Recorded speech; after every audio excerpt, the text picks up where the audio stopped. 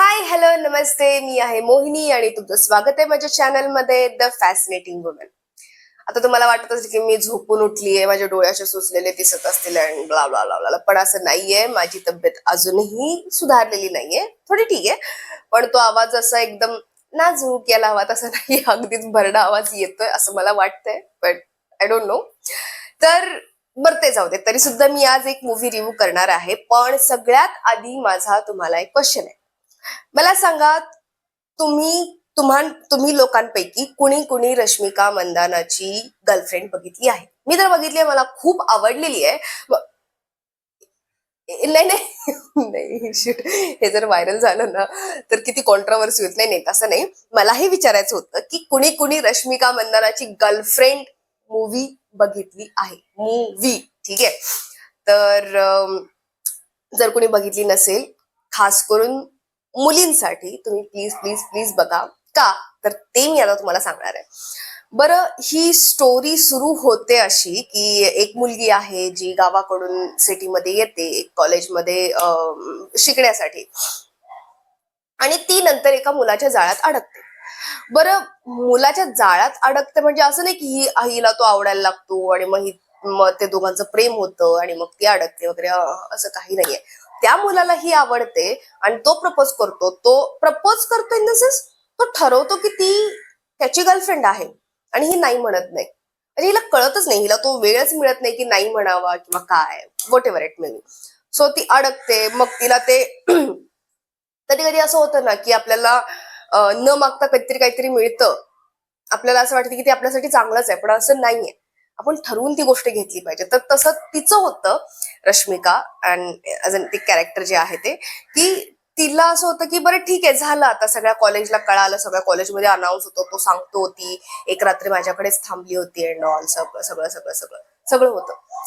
बरं, परत असं होतं की तो, म्हणजे ती ना मुकाट्याने त्याची सगळी गोष्टी करत असते. तो म्हणेल तेच करणार, तो म्हणेल जाऊ नकोस इकडे तर नाही जाणार, तो म्हणेल इकडे जा तर जाणार, तो चल म्हणाले की जायचं, उठ म्हटले की उठायचं, बस म्हटले की बसायचं, असं सगळं चालत असतं.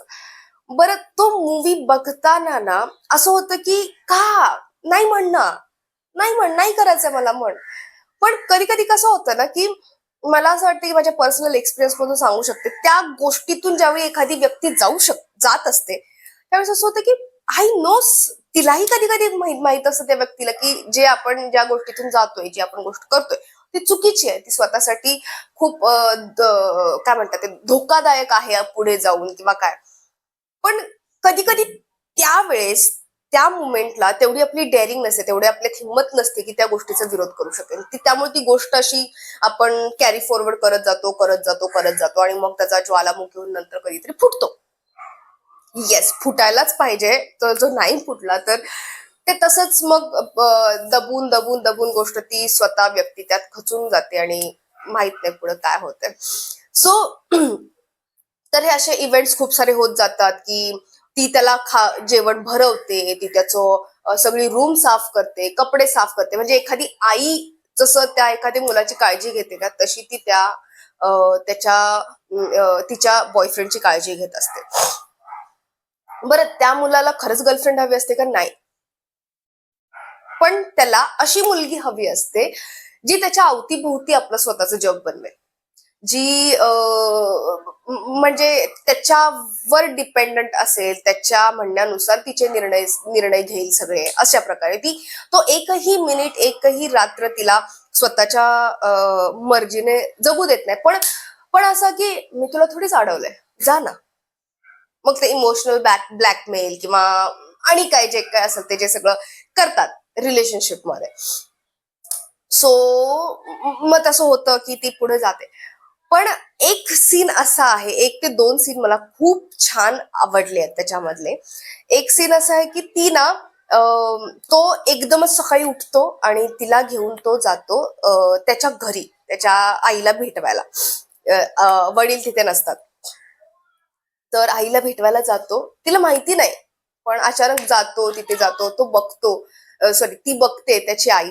अजिबात काही बोलत नाही. त्याची आई म्हणजे त्याच्यासाठी एक सेट केलेलं एक्झाम्पल होतं की माझी बायको मला कशी हवी, माझ्या आईसारखी. त्याची आई कशी होती ना, त्यांच्यासमोर तिने एक शब्द बोलला कधी त्याच्या आईने ना, मान वर करून नजरेला नजर मिळवली ना, ते असं ना खुलेपणाने एखाद्याला स्वागत करणं किंवा कायम घाबरत किंवा बापरे माझ्याकडून काही चूक होईल का, माझ्याकडून काही होईल का, मी बोलले तर मी चुकीचं बोलेन किंवा अशा म्हणजे एकदम दबून राहणारी बाई होती.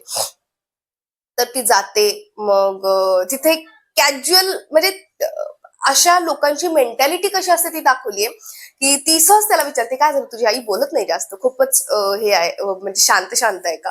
तर तो म्हणतो की नाही नाही, माझी आई पहिल्यापासून अशीच आहे, म्हणजे ती जराही नाही म्हणजे इतकी संस्कारी, म्हणजे या सगळ्या गोष्टींमागे ना एक शब्द जोडला जातो की संस्कारी. म्हणजे ती बोलत नाही तर ती संस्कारी आहे, ती आवाज ती मोठ्याने बोलत नाही, मोठ्याने हसत नाही, ती तर संस्कारी आहे. तसं तो सांगतो की माझी आई खूप संस्कारी आहे. म्हणजे एकदा असं झालं होतं की तिने एकदाच तिच्याकडून काहीतरी हातातून चूक झाली होती, माझ्या पप्पाने डायरेक्ट बेल्ट काढला, तिला मारलं, तेव्हापासून तिच्या हातून काही चूक झाली नाही. आणि नंतर तो पुढे असं सांगतो की डोंट वरी, मी तुला कधी मारणार नाही असं. अरे मारणार नाही म्हणजे एवढ्या कॅज्युअली तू सांगूच कसं शकतोस की तुझ्या आईला तुझ्या वडिलांनी बेल्टनी मारलंय. तिथे तिला तो एक थोडा सेटबॅक होता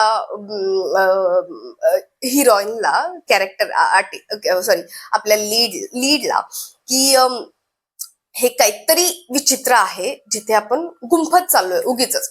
बरं मग ती त्याच्या आईशी गप्पा मारत असते, तो तिला तिथे एकटीला सोडून मित्रांबरोबर भेटायला जातो, खेळायला जातो, whatever it may be, नवीन नवीन मुलगी ती जी की आत्ताच त्याच्या आईला भेटली वगैरे सोडून जातो. बरं एक सीन तो खूप छान त्यांनी दाखवला आणि ते बघून मला असं वाटतंय प्रत्येक मुलीला तो मनाला लागण्यासारखा सीन आहे. म्हणजे फॉर एक्झाम्पल तो सीन असा आहे, तिची सॉरी त्याची आई, त्या मुलाची आई आणि रश्मिका अशी समोरासमोर बसलेली आहेत आणि जिथं ती आई बसली त्याच्या साईडलाच एक मिरर आहे जो की रश्मिका स्वतःला त्या मिरर मध्ये आरामात बघू शकते. ठीक आहे. बरं आता सीन असं आहे की ती फोटो अल्बम देते त्याची आई रश्मिकाला बघायला, ती बघते बघते बघते आणि त्याच्या आईला काही चांगले म्हणजे कल्चरल मध्ये खूप काय म्हणू शकतो आपण इंटरेस्ट होता लहान, म्हणजे यंग असताना ती तशी होती, पण ती तशी राहिलीच नाही, ती फक्त घरातली घरकाम करणारी बाई बनून राहिली. मग तो सीन असा आहे की एकदम काय होतं, रश्मिका त्यांच्याकडे बघते, त्याच्या मुलाच्या आईकडे, परत मिरर मध्ये बघते आणि तो जो सीन असा इव्हॉल्व्ह होतोय ना, तिला स्वतःला स्वतःचं रिफ्लेक्शन त्या मिरर मध्ये आणि त्या आईचं असं सेम दिसायला लागतं.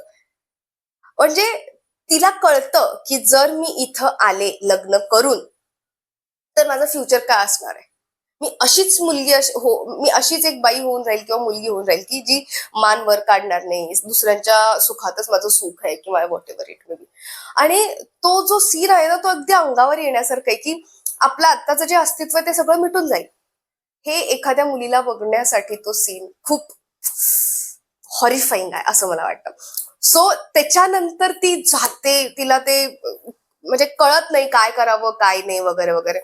पण अजून एक सीन आहे की ती तिथून जाते ज्यावेळेस हॉस्टेलवरती जाते, तिच्या हॉस्टेलच्या वॉशरूम मध्ये जाते आणि तिथं तिथं ना असं होतं की एक फिजिकली त्यांनी दाखवलंय की इमोशनली आपण किती दबत जातो, तसं एक त्यांनी सिम्बॉलिक सीन दाखवलंय की हळूहळू ना तिच्या आजूबाजूच्या ज्या भिंती आहेत वॉशरूमच्या त्या जवळ यायला लागतात, तिला सफोकेट व्हायला लागतात, ती सगळ्या भिंती जवळ येतात आणि एकदम ती ओरडते आणि बघते डोळे उघडून तर ती आहे तशीच आहे. म्हणजे हे एक सिम्बॉलिझम होतं की जर तुम्ही एखादी गोष्ट तुमच्या मनातली बाहेर काढली नाही तर ते किती तुम्हाला सफोकेट होत जाईल. मग ती ठरवते की नाही त्याच्याशी ब्रेकअप करायचं. बरं इथं इथं गोष्ट ही थांबत नाही. ती ज्यावेळेस त्याच्याशी ब्रेकअप करते, पहिल्यांदा तर तो खूप मागे लागतो तिच्या की नाही असं नको करू, अरे मी तर तुझ्यासोबत लग्नाची स्वप्न बघितली होती, असं तसं हे ते वगैरे वगैरे. पण नंतर तो ठरवतो जर तू माझी नाही होऊ शकत तर मी तुला कोणाचीच नाही होऊ देणार.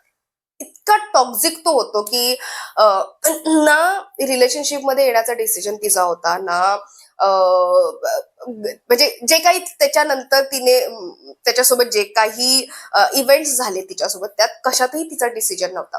पण तिने एक फायनल डिसिजन घेतला की नाही मला या रिलेशन मध्ये नाही राहायचंय. तर त्याची जी त्याचा जो मर्दाना अंदाज आहे त्याला त्याच्या इगोला ठेच लागते. तर त्याच्यामुळे तो इतका टॉक्झिक बनतो, तो सगळ्यांकडे तिचा नंबर पाठवतो आणि मग सगळेजण तिला खूप छळतात. तसं बघायला गेलं तर हॉस्टेलमध्ये ती घाबरून जाते आणि त्या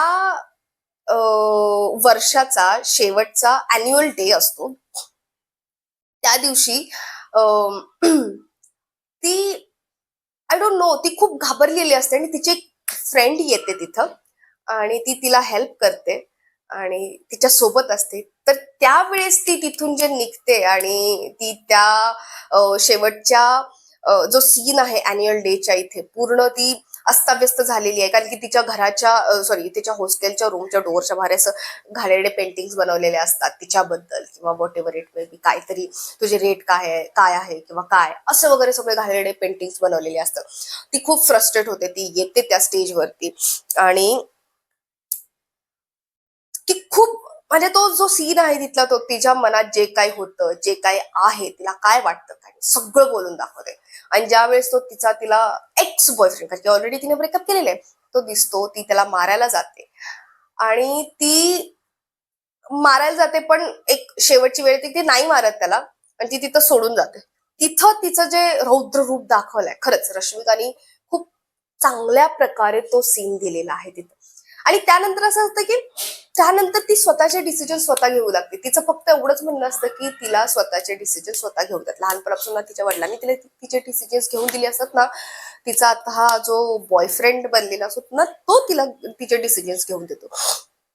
सो एवढ्या सगळ्या गोष्टीतून मला असं वाटलं की किती काही होऊ दे, ठीक आहे तुमचे डिसिजन चुकतील, पण स्वतःचे डिसिजन स्वतः घ्या.